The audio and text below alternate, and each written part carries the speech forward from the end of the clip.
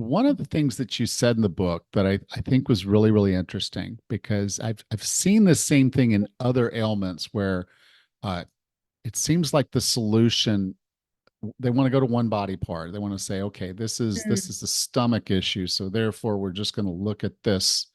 And then, as we get smarter, they start noticing, well, there's other things, but we don't want to talk about those because the medications don't necessarily do that. But in the book, you said eczema is not actually a disease, it's a label. Could you Right, explain what you mean by that? right. So to me, a diagnosis, and if you looked it up in the dictionary, a diagnosis is when you go to someone and they actually tell you what's gone wrong.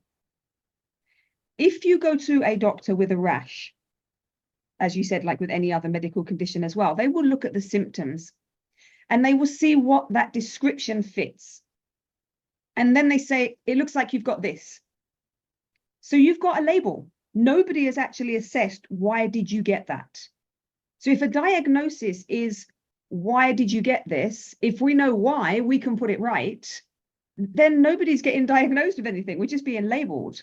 Because once you have a label, then we can prescribe medicines that go with that label to treat it. And like you said, we're treating the body as different parts. We've chopped everything up. That's dermatology, that's osteopathic, and this is psychology. Whereas everything is so interlinked. We are one whole person.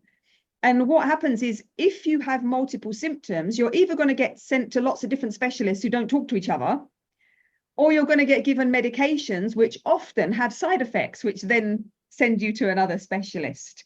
So it becomes a bit of a vortex.